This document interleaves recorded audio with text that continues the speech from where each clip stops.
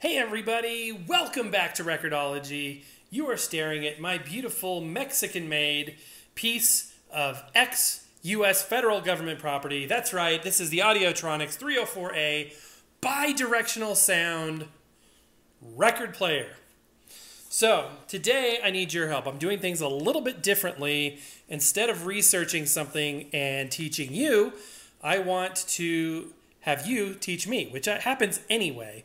But today I'm going to do it completely that way because I can't find anything about this record. So everybody put on your thinking caps and your Googling fingers, whatever, because we need to do some research on this. And it's weird how these videos work. You know, you've already seen the thumbnail, so it's not like this is really a big reveal, but here it is. This is a Rock-ola safety rim recorder disc. I'll tell you what I do know about it, and then you fill in the rest in the comments below, if you would please, so we can all learn about this together. So this record, a Rock-ola, obviously, jukebox company. You know, you think rock and roll jukeboxes, but I don't know of any like kiosks where you can make your own record, where, you know, maybe home recording. I don't know of them making blanks. This kind of looks like a home recording blank. As you can see, it says Rock-ola safety rim recorder disc, slow burning, something that I've seen on other acetates, so not sure exactly what that refers to. Memories in sound. So my thought that this is something you would buy as sort of a blank to make your own recordings. So it says extended frequency range and tonal fidelity, longer durability, product of Rock-ola Manufacturing Corporation, Chicago, Illinois. And the only writing on here, it looks like there was possibly something on here years before that's wiped off, but I don't know, because the number one, say it's written in pencil, still there. Flipping this over, we have even less information. Now, check this out. When I pull this record out, you may be a little surprised. Here it is. It smells like that acetate smell of that. If you remember, we did that home recording disc. It was a 78 RPM of my uncle playing a clarinet or a saxophone or something. This has that smell too, but not quite as strong. You see it does say safety edge or safety rim. And that's this green area right here. I've never seen a record do that before. And that is because I believe this is a metal acetate, perhaps an aluminum acetate. Although it feels heavier than aluminum. It feels like, if I had to guess a material, I'd guess like steel. But you tell me, it's heavy. It's quite a bit heavier than I would think. If you look at the cutout there, it's hard to tell, but it looks like a dark material. It kind of looks metalish. See that little glint right there in the hole? So it is a metal of some sort, and I'm sure that's why it has this plastic edge or a tape or something around the edge, because you drop this on your toe, you might slice it off. Which would not be good. I love the colors, though, on the label. Very, very cool. I did play this for a split second just because I wanted to see if we could, if it was 33 or 45, although I had a feeling it was 78 because I was hoping we could film this in the other room. But that's okay. That's okay. So I'm going to flip this to 78 RPM. I guess we'll start on the side that says number 1. And I have no idea what's on here. Presumably somebody's home recording. I have no idea. So this knob is still not a thing yet. Okay. Again, doing this with my left arm. Sorry if I'm extra bad at it. Since it's 78, I'm assuming it has a wide groove. We'll find out here in a minute. Here it goes. Oops. And that's why I try not to use my left hand to cue a record. Okay. You know what? I'm going to use my right hand. How about that? Then I'm just going to reach right across the screen. Not even a mouse. The stockings were hung by the tremulous care, and hopes that Santa would have to be there. The children were nestled all snug in their beds, while kicking the covers up round their heads. And Mama in a stupor, and I in my cups, were trying to get a Christmas tree up, when out on the lawn there rose such a clatter. I jumped at it just quickly and fell off the ladder. Away to the window I flew like a flash, to open the shutters and threw up the sash. It set on the breast of the new fallen snow, where the luster of mud throughout below, and what to my wondering eyes should appear but a flock of pink elephants, tiny but clear. With a shiver of dread and a shrill little cry, I called to my wife, my God, it's arrived. More rapid than eagles, those pink elephants came, and whistled and shouted and called out their names. I'm Dasher, I'm Dancer, I'm Prancer, I'm Vixen. Here's Comet and Cupid and Donna and Blitzen. To the top of the porch, to the top of the wall, they were jumping and playing a fast game of ball. As dry leaves up before the wild hurricane flies, when they meet with an obstacle, mount to the sky. So up to the housetops the elephants flew, laughing and yelling and jeering me too. And then in a twinkling I felt in my head the prancing and pawing took beats of the dead. As I drew in my head and was turning around, down the chimney came backwards with never a sound. He was dressed all in rags from his head to his foot, and his clothes were all tarnished with ashes and soot.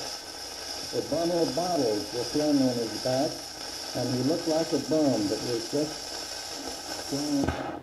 Okay, hello. Let's not play the label. I will admit to changing the lyrics or the words to the famous story The Night Before Christmas. But this is bizarre. This is something... At first I'm like, oh, it's a father reading, his child, 'Twas the Night Before Christmas. And then I realized there's modifications. I think Santa was a bum with bottles. I don't even know what else was happening in there. So I'm thinking to myself, what scenario, like a shore leave for a sailor that, just wants to be a smartass and make a funny record for his buddies. I don't know. I'm trying to think, what on earth could make... I don't know. I have no idea. Let's go ahead and play the other side. I'm assuming it's the other half of the first. So here we go. Was going to crack. His eyes, how they twinkled, his dimples, how merry. His cheeks were like roses, his nose like a cherry. His very little mouth Didn't we already say like this a part? moan, and the beard on his chin was covered with foam. The stump of a pipe he held tightly in his teeth, and the smoke mixed with whiskey made him certainly weak. He had a broad face and a round little belly that shook when he break like a bowl full of jelly. He was droopy and plump, a depressing old elf, and I laughed when I saw him in spite of myself. The wink of his eye and the twist of his head soon gave me to know I had something to dread. He spoke not a word, but went straight to his work and filled all the bottles, then turned with a jerk. And holding his finger in front of his nose and giving a snort up the chimney he rose. I sprang to my senses and grabbed for my whistle. It was dry as a bone and tickled like a thistle. I knew I would end up like him of bad sight. Was howdy you all, and a happy good night. Sam, let this be a lesson to you, my boy. Remember the Christmas trees of past years? Merry Christmas. Happy New Year, Sam, Ruth, and all the children. Love, Morris, and Julia.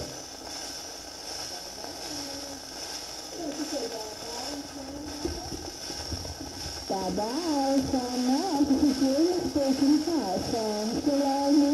You better. Ruth, you're mine, do you better.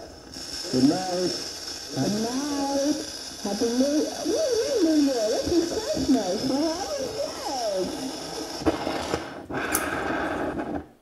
Okay, well, wasn't that interesting?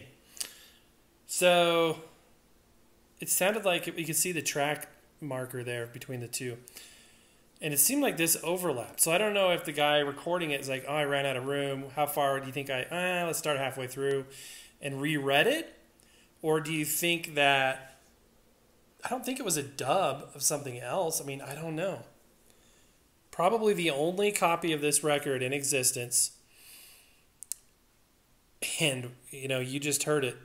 Very, very interesting. I'm looking at those grooves. It almost looks like a micro groove. I wonder if I should flip the stylus and see if it sounds any clearer. But it sounded like it was a gift, like a family friend or something. Let's just see if it sounds any better. You heard me playing with the tone. If we, got the better fidelity, you got some surface noise, and if you took the surface noise away, you lost the fidelity. So let's go ahead and try the LP stylus. Had a broad face and a round little belly that shook and burst like a bowl full of jelly. He was droopy and plump, or depressing her health, and I actually think it's a little noisier. So we played it the right way anyway. Oh, that's weird. Isn't that weird? So there you go, guys. I don't know anything about this record other than what we just talked about, and we listened to it together. So tell me, obviously I don't expect anybody to know about this particular recording. I'm guessing 50s, perhaps early 60s, based on not much. But I really don't know. So tell me down below. I'm sure you guys already know. I'm sure you've already added the comment. I'll tell you exactly what it is. Here's what it is. So tell me all about it. Love to hear about it. But cool. And it reminds me, too, of something else. I would love, love, love to get some radio transcription recordings from, like, old-time radio. And even better, I'd like to get some World War II, what do they call them? V-discs. And, I've read the history of V-discs, and I think it's fascinating, especially Glenn Miller. That'd be awesome to find those. They go for about $35 or so on eBay. I may bite the bullet and get a couple for the show at some point. But I'd love to get some transcriptions, some V-discs and things like that. Super cool, super interesting. Anyway, that's going to do it for now, guys. I hope you thought that was interesting. Stay tuned till tomorrow. We have another wonderful show coming your way. Just want to say thank you again being out there. Hope you're all staying safe, staying well, staying happy.